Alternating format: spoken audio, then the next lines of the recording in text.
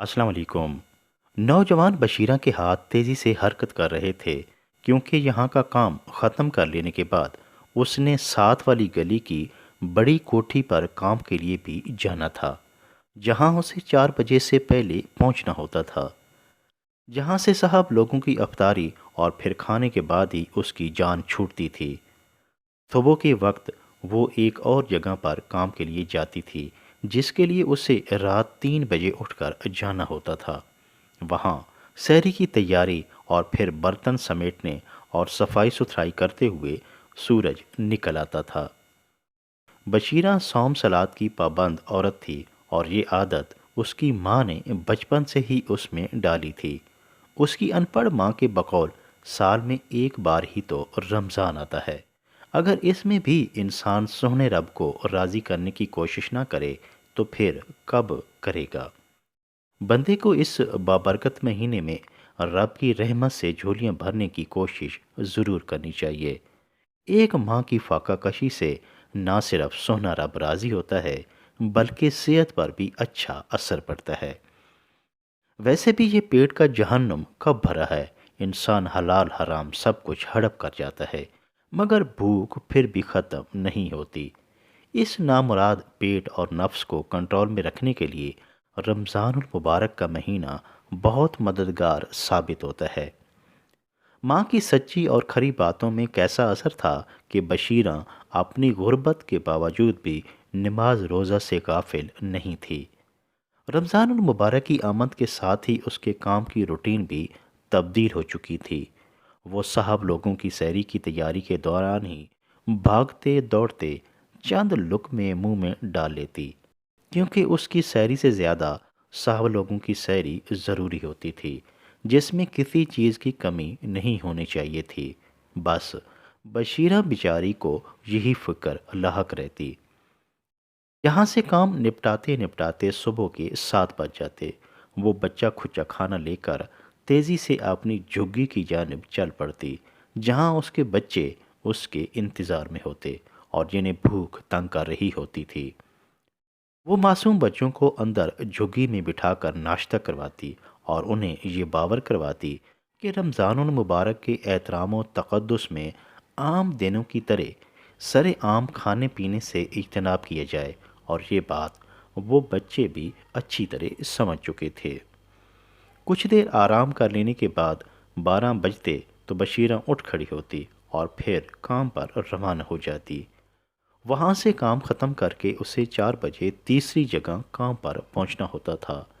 روزہ میں وہ تھک تو جاتی تھی مگر کیا کرتی، کام تو کرنا تھا۔ وہ اپنے بچوں کی ماں بھی تھی اور باپ بھی۔ اس کا خاوند تافو جسے نشے کی لت لگ چکی تھی کئی ماہ سے گھر سے غائب تھا اور اس کا کوئی اتا پتہ بھی نہیں تھا۔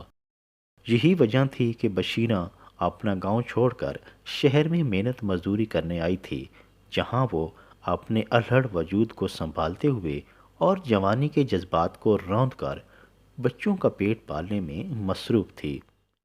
ایک روز وہ تیزی سے کوٹھی کی جانب گامزن تھی کہ اسے اپنا پنڈ اور مرحوم ماں یاد آ گئی۔ بس وہ کیا ہی خوبصورت وقت تھا کہ ماہ رمضان میں ظہر کے بعد ماں اسے کوئی کام نہ کرنے دیتی۔ ماں اسے لاڈ پیار کر کے سلا دیتی اور خود سارے کام سر انجام دیتی، مگر ماں تو اب اس دنیا میں موجود نہیں۔ اب تو اسے سب کام خود ہی انجام دینے ہیں۔ اوپر سے نکھٹو تافو 3 بچوں کا بوجھ لاد کر نہ جانے کہاں غائب ہو گیا تھا۔ وہ انہی خیالوں میں محو تھی کہ بڑی کوٹھی کے سامنے پہنچ گئی۔ وہ جو ہی اندر داخل ہوئی، میم صاحبہ نے غصے سے اس کا بھرپور استقبال کیا کہ وہ پورے 5 منٹ لیٹ ہو چکی تھی۔ وہ بیگم صاحبہ کی جلی کٹی باتیں سنتے سہتے کچن میں گھس گئی اور پھر کام میں جت گئی، مگر بیگم صاحبہ کا غصہ ابھی بھی کم نہیں ہوا تھا۔ 5 منٹ لیٹ کی پاداش میں اس نے بشیرہ کے ساتھ ساتھ اس کی مرحوم ماں کی شان میں بھی مغلظات بک دیں۔ ماں کی شان میں گستاخی نے اسے تڑپا کر رکھ دیا اور وہ منہ ہی منہ میں بڑبڑانے لگی۔ ہائے قسمت ہم غریبوں کی، بھلا اس میں میرا کیا قصور ہے؟ پچھلی کوٹھی والی بیگم سے جان چھڑاتے چھڑاتے 5 منٹ لیٹ کیا ہوئی کہ باتیں اور تانے سننے پڑ رہے ہیں۔ خود صاحب لوگوں نے کبھی وقت کی پابندی کی نہیں اور ہمیں بہت سبق دیتے ہیں۔ شاید یہ سب قانون قاعدے صرف غریبوں کے لیے ہی بنائے گئے ہیں۔ وہ انہی خیالوں میں بڑبڑا رہی تھی کہ بیگم صاحبہ کی کڑکتی آواز آئی، بشیرہ کہاں مر گئی ہو؟ افطاری کا وقت ہونے والا ہے اور تم نے ابھی تک دسترخوان سجایا ہی نہیں۔ کتنی سست اور غیر ذمہ دار ہو۔ دن بھر کے روزے سے سب لوگ نڈھال ہو چکے ہیں اور اوپر سے تم دیر کیے جا رہی ہو۔ بیگم کی آواز سنتے ہی بشیرہ بھاگ کر کچن سے باہر آئی اور دسترخوان لگانے میں مصروف ہو گئی۔ بیگم صاحبہ رموٹ ہاتھ میں پکڑے ٹی وی کے سامنے بیٹھی افطار پروگرام بڑے خشوع و خضوع سے دیکھنے میں مصروف تھی اور گاہے بگاہے بشیرہ بیچاری کو بھی کوسے جا رہی تھی۔ بشیرہ نے باری بھرکم بیگم صاحبہ کو دیکھا اور بڑبڑانے لگی، روزہ دار تو صرف جیسے تم امیر لوگ ہی ہو، کبھی سوچا ہے کہ ہم غریب لوگ بھی روزہ رکھتے ہیں؟ معلوم نہیں ان امراء کا ضمیر اور احساس کہاں مر گیا ہے۔ ہم لوگ بھی تو جیتے جاگتے انسان ہیں۔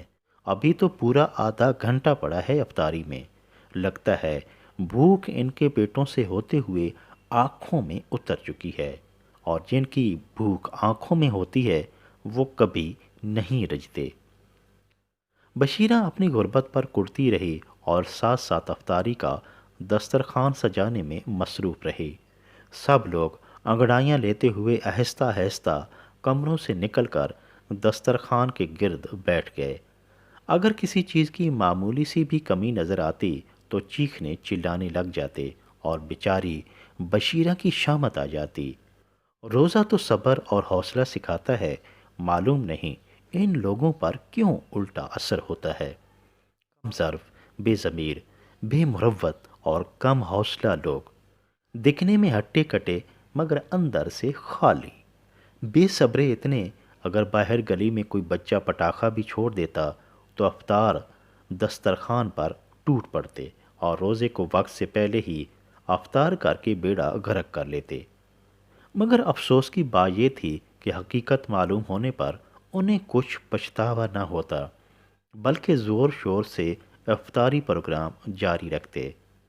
ایک بار بشیرہ کے ٹوکنے پر سب نے خونخوار نظروں سے اسے دیکھا، جیسا کہ اس نے کوئی بہت بڑی گستاخی کر دی ہو۔ وہ سب لوگ اندھا دھند افطاری میں مصروف رہتے اور بیچاری بشیرہ کو کوئی اتنا ہی نہ کہتا کہ تم بھی روزہ افطار کر لو۔ بشیرہ کو چوکس ہو کر کھڑا رہنا پڑتا تاکہ ان برگزیدہ ہستیوں کی افطاری میں کوئی خلل نہ پڑے۔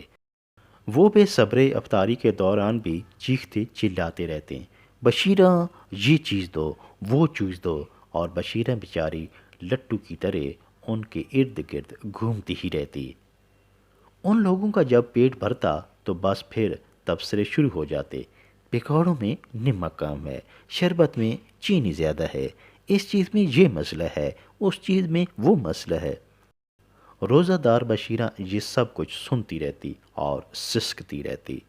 انسان نما جانور پیٹ بھر لیتے تو اپنے اپنے کمروں میں جا گھستے اور بشیرہ بیچاری کو تب کہیں جا کر برتن سمیٹتے ہوئے بچے کھچے دسترخوان پر افطاری کا موقع ملتا۔